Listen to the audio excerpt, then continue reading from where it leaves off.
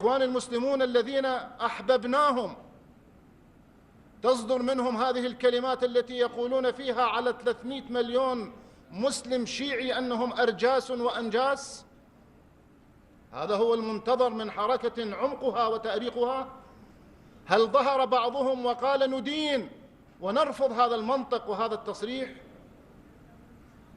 ما الذي يحصل حينما تنهار المواقع العلمائية، حينما تنهار الفتوى، حينما تنهار المواقف السياسية، حينما يصبح صب الزيت على النار في سوريا وفي العراق وفي لبنان وفي الأردن؟ من الذي يجني ثمار هذه الفوضى العارمة؟ قلناها مرارا: قفوا عند حدودكم أيها الإخوة، إنكم لم تقرأوا التاريخ جيدا ولم تعرفوا المستقبل. إنها عملية ارتدادية، إشاعة أجواء الإرهاب ودعم القاعدة والنصرة والمتطرفين سيرتد عليكم، وهذا هو ارتدادهم في تركيا، وهذا هو ارتدادهم في مصر، وسيرتدون عليهم في كل بقعة من البقاع. هذا ما جنته أيديهم وما سيحاسبهم عليه الله تبارك وتعالى. قلنا لهم: ادخلوا في حل سلمي لأزمة سوريا، اتركوا التحشيد والتجهيز والسلاح، لا تصبوا الزيت على النار، والله لا تجنون شيئا، إنما هي حرب تتصاعد وكرة ثلج تتدحرج وتكبر، وها هي تكبر وتكبر وستكبر أكثر إن لم يراجعوا مواقفهم ويتوقفوا أولئك الذين يريدون أن يعيثوا بدماء المسلمين ما لم يتوقفوا عن منهج ولغة الدعم والسلاح، لعصابات يقولون عنها أنها إرهابية، ولكن كيف تدعمونها بالسلاح؟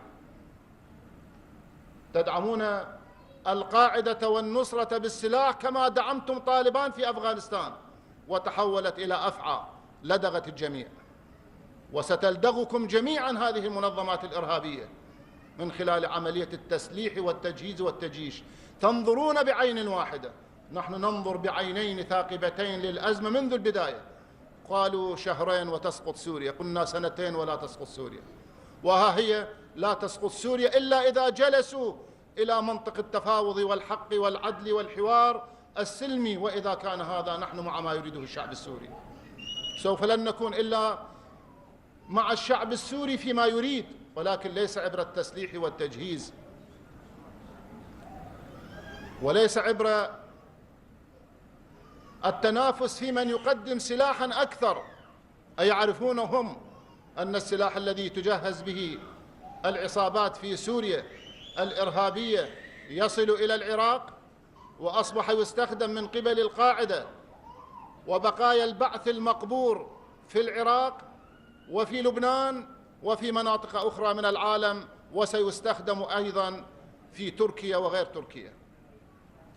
لذلك من أجل أن نحيا أخوة وأحبة، ومن أجل أن نستقر ونلتقط الأنفاس لنفكر جديا بعيدا عن الحقد وبعيدا عن التنافس في قتل الآخر، أنا أتوجه من خلال هذا الملتقى الكريم إلى كل علماء المسلمين، وبالذات إلى الأزهر الشريف بكل رجاله وتاريخه، وإلى المرجعيات الدينية في النجف وإيران وكل مكان تصدى فيه مرجع من المسلمين،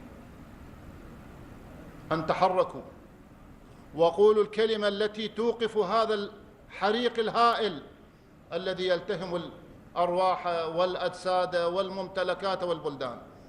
ونحن إلى الآن لا ندري إلى أين نمضي، وبكل صراحة نقول إلى أين نمضي لا ندري، إذا كانت دول استخدمت كل طاقاتها النفطية وقدراتها المالية